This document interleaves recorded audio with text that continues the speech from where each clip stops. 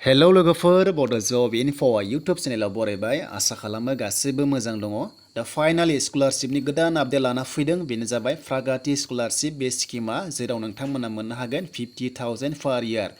नोंथांमोना बोसोरसेयाव 50,000 एबा 50,000 रां मोननो हागोन जायफ्रा स्टुडेन्ट्स जायफोर फरायसा नोंथांमोना मोननो हागोन एप्लाइ खालामनांगोन अनलाइन जायफ्रा सेलेक्ट जायो नोंथांमोना 50,000 पार इयार मोनगोन आरो बेखौ नोंथांमोना बोसोरथाम बोसोरब्रैसिम मोननो हागोन थ' लोगोफोर जायफोर नोंथांमोना चेनेलाव दासिमबो साबस्क्राइब खालामाखै खालामना लादो बेबायदि स्कलारशिपनि आपडेटखौ मोनबाय थागोन बेनिफ्राय मोजां स्किमनि नोंथांमोना आपडेटखौ मोनगोन आरो बे स्किमानो जाबाय स्कलारशिपनि प्रागाति स्कलारशिप दा बिदिब्ला गोबाव खालामला जों थांनांगोन अफिसियेल वेबसाइटआव बेनिफ्राय सोर एप्लाइ खालामनो हागोन गासिबो डिटेल्सखौ जों नायगोन बेखायनो भिडिअखौ नोंथांमोना स्किप खालामनाङा जोबोर मोजां एमाउन्ट थ' नोंथांमोना 50,000 मोननो हागोन स्कलारशिपखौ सेलेक्ट जायोब्ला दा बिदिब्ला जों थांसै फैदो अफिसियेल वेबसाइटआव बेनिफ्राय गासिबो डिटेल्सखौनो जोङो बेयाव नायना लानोसै लोगोसे जाय नोंथांमोना दासिमबो रेजिस्टार खालामाखै स्कलारशिपनि दा नोंथांमोना खालामना लादो एकाडेमिक इयार ओंखारखाबाय 2021 एन्ड 22 दा बेनि बागै रेजिस्टार खालामनाय भिडिअ नांगौब्ला नोंथांमोना कमेन्टआव येस होबानो जाबाय आं नोंथांमोननो स्पेसियेल भिडिअ खालामगोन जे माबोरै रेजिस्टार खालामनांगौ दा जोङो रेजिस्टार खालामनोबा जोङो नैबे निउआवनो होनांगौ नोंथांमोना बेयाव होनानै जोङो आइडि मोनगोन आरो जेब्ला आइडि मोनगोन नोंथांमोना लगइन खालामनानै आइडिजों एप्लाइखौ खालामनो हायो जायफ्रा गोदान स्टुडेन्ट्स दा बेखौ आं दोनथ'बाय बेनिफ्राय नेक्स्टआव लाना फैगोन स्पेसियेल बोरै खालामनांगौ दानिया जों एसे गाहायाव बोख्लायनानै जोङो नायनोसै इउनिभार्सिटि ग्रेन्ड कमिसनाव दा बेयाव नै लोगोफोर गोदानै फैदों आपडेट नोंथांमोना जायफोर गार्ल्स नोंथांमोना हिन्जावसाफ्राल' मोननो हागोन जायफ्रा स्टुडेन्ट्स दा बेनिफ्राय बे एप्लाइआ सोलिसिगोन जेब्ला एप्लाइआ स्टार्ट जागोन अब्ला नोंथांमोननो भिडिअ खालामना दिन्थिगोन बोरै एप्लाइ खालामनांगौ दा बेयाव नायदो आपडेटखौ जायफ्रा हिन्जावसाफोर नोंथांमोनाल' मोननो हागोन बेनो जाबाय टेकनिकेल डिग्रि जायफ्रा लादों थ' नोंथांमोना बेयाव मोननो हागोन आरो जायफोरा नोंथांमोना डिग्रि खालामगासिनो दं नोंथांमोना मोननो हागोन टेकनिकेल डिग्रिनि थाखाय बे स्कलारशिप बेनो जाबाय प्रागाति स्कलारशिप स्किम फर गार्ल्स थ' जायफोरा नोंथांमोना गोरोबगोन अब्लानो मोननो हागोन आरो नै अपेन टिल दङ लोगोफोर बेनो जाबाय नभेम्बर 30 सिम थागोन आरो 15 डिसेम्बरसिम दङ नोंथांमोना बे टाइमसिम एप्लाइखौ खालामबाय थानो हागोन बेनिफ्राय लोगोफोर आरो गोबां स्किम दंबावो जेरै गाहायाव दंबावो बेनिबाव आरोबाव scholarship scheme for girls students technical diploma जायफोरा डिप्ल'मा लादों नोंथांमोनाबो मोननो हागोन बेनिफ्राय दङ गोबां दङ लोगोफोर नोंथांमोना दायो नै फारि नुजोब्बाय गासिबो फैगासिनो दङ नोंथांमोना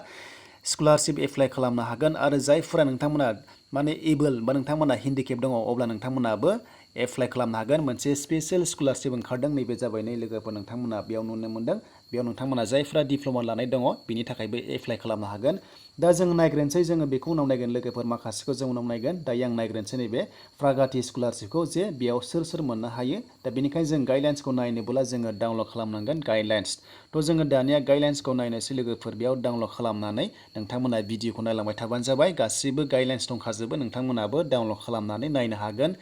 बेनिफ्राय नै बे जाबाय गाइडलाइन्स फर लोगोफोर प्रागाति स्कलारशिप डिग्रिनि आरो बियो जाय नोंथांमोना डिग्रि खालामगासिनो दङ मोनगोन दा बेनिफ्राय नायनोसै दानिया मा होदों गाइडलाइन्सआव सोर मोनगोन दा बेयाव बुंदों लोगोफोर गाइडलाइन्स जायफोर नोंथांमोना कलेज फरायगासिनो दङ फार्स्ट इयार डिग्रियाव एबा नोंथांमोना बेयाव नुनो मोनदों सेकेन्ड इयार डिग्रियाव अब्ला नोंथांमोना बे स्कलारशिपखौ एप्लाइ खालामनो हागोन बेनिफ्राय बुंदों मेक्सिमाम बेयाव बुंदों माखासे इनकामनि खोथा जायफोरनि इनकामा 8 लाखनि बारा जायो नोंथांमोना मोननाय नङा 8 लाखनि गाहायाव जानांगोन अब्लासो बे स्कलारशिपनि थाखाय एप्लाइ खालामनो हागोन आरो इनकाम सार्टिफिकेट नोंथांमोना लानांगोन एबा नोंथांमोना सार्कोल अफिसनिफ्राय नोंथांमोना इसु खालामनानै बेखौबो आपल'ड खालामनांगोन स' लोगोफोर बेनो जाबाय गार्ल्सफोरनि जायफोर नोंथांमोना हिन्जावसाफोर कलेज फरायगासिनो दङ डिग्रियाव नोंथांमोना बे स्कलारशिपनि थाखाय एप्लाइ खालामनो हागोन पार्सेन्टनि खोथा होनाखै बेयाव जास्ट इनकामावल' 8 लाखनि बारा जानाङा बिनि गाहायाव जानांगोन बेनिफ्राय नोंथांमोना फार्स्ट इयार नोंथांमोना डिग्रियाव नैबे नुनो मोन्दों फार्स्ट इयार डिग्रियाव नोंथांमोना फरायदोंब्ला बे स्कलारशिपखौ एप्लाइखौ खालामनो हागोन दा नोंथांमोना रांखौ मोनगोन 50,000 पार इयार नोंथांमोना मोननो हागोन जायफ्रा सेलेक्ट जायो दा बेनिफ्राय नाम्बार अफ स्कलारशिप दङ नै लोगोफोर बेयाव नुनो मोन्दों 50,000नि मोनगोन नालाय दा बेखायनो बेयाव माखासे दङ नै गासै टटेला 5,000 बेयाव सेलेक्ट खालामगोन आरो 5,000 स्टुडेन्ट्सखौ बेनिफ्राय नोंथांमोना मोननो हागोन जायफोर माने सेलेक्ट जायो 50,000 नै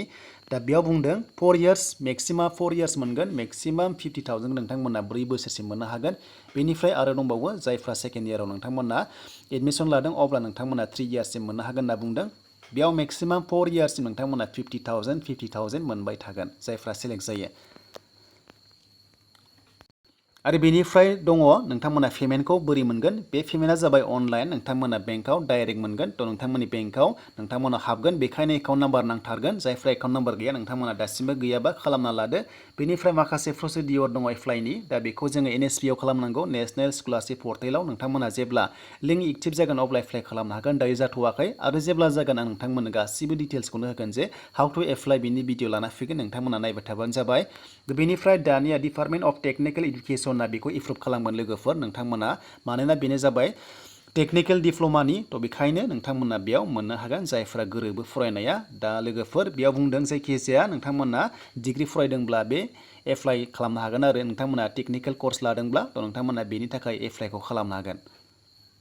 दा बेनिफ्राय पार्सेन्टखौ नायगोन इसेबां माने बेयाव पार्सेन्टनि मेनसन गैया जे स्किन नांगौ होननानै नाथाय पार्सेन्टआ जुदि मोजांब्ला नोंथांमोना सेलेक्ट जानायनि चान्स थागोन बेनिखायनो मेट्रिकनि पार्सेन्टखौ बेयाव नायनो हागौ बेनिफ्राय बुंदों बैसोनि खोथा लोगोफोर नोंथांमोना बैसोथ' बेखौ जायखिजाया एप्लाइ खालामनो हायो जायफोर स्टुडेन्टस नोंथांमोना एप्लाइखौ खालामनो हागोन जायफोरा माने डिप्ल'मा खालामगोन डिग्रियाव नोंथांमोना खालामगासिनो दङब्ला बे एप्लाइखौ खालामनो हासिगोन दाखालिबाव जायफोर HS पास जाबाय नोंथांमोना डिप्ल'मा खालामगोनबा बेयाव एप्लाइखौ खालामनो हागोन आरो जेब्ला एप्लाइ लिंकआ एक्टिभ जागोन आं नोंथांमोन थाबैनो आपडेटखौ होगोन थ' बेखायनो भिडिअखौ नायबाय थाबानो जाबाय बेनिफ्राय बेयाव बुंदों लोगोफोर SC ST गासिबो बे पस्टनि थाखाय एबा स्कलारशिपनि थाखाय एप्लाइखौ खालामनो हागोन बेनिफ्राय आरो रिनिउवेलबो खालामनांगोन जायफोरा मोनखांबाय नोंथांमोना रिनिउवेल खालामनांगोन नेक्स्ट इयाराव बेनिफ्राय लोगोफोर 50,000 पार इयार नोंथांमोना मोननो हागोन दा बेनोसै लोगोफोर बे जाबाय डिप्ल'मा एबा जायफोर माने नोंथांमोना टेक्निकेल लागोन ना अब्ला बे एप्लाइखौ खालामनो हागोन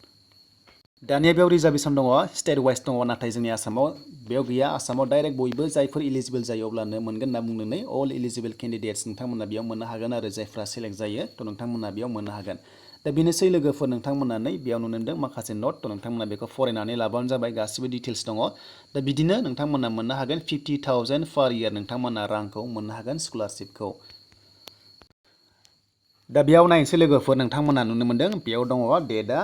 नभेम्बर 30 सिम सोलिगोन आरो बुंबावदों 15 डिसेम्बरसिम थागोन दा बेखायनो जेब्ला एप्लाइआ स्टार्ट जागोन अब्ला बेयाव एप्लाइ लिंक एक्टिभ होना फैगोन अब्ला आं नोंथांमोननो भिडिअ खालामगोन जे बोरै बोरै एप्लाइ खालामनांगौ बेनो जाबाय स्किमा प्रागाति स्कलारशिप स्किम फर गार्लसनि दा बे टेक्निकेल जायफोर टेक्निकेल लादों नोंथांमोना लागोन अब्ला बे पस्टनि थाखाय बा स्कलारशिपनि थाखाय एप्लाइखौ खालामनो हागोन स' बेनिसिम लोगोफोर बेनि बागै उनावहाय जेब्ला एप्लाइ जागोन आं नोंथांमोननो गासिबो डिटेल्सखौ लाबोगोन जे बोरै एप्लाइ खालामनांगौ आरो सोर सोर मोनमारगोन आं नोंथांमोननो गासिबो डिटेल्सखौ नेक्स्टआव मोजाङै लाना फैबावगोन बेनो जाबाय नोंथांमोना मिथिखाबाय टेक्निकेल डिग्रिनि जायफ्रा टेक्निकेल डिग्रि लादों एबा लागोन नोंथांमोना बे स्कलारशिपखौ मोननो हागोन 50,000 पार इयार नोंथांमोना मोनगोन 4 बोसोरसिम मोनगोन गासै 2 लाख गाहाम मोनगोन नोंथांमोना बिदि मोननो हागोन स' लोगोफोर बेनोसैमोन आपडेटआ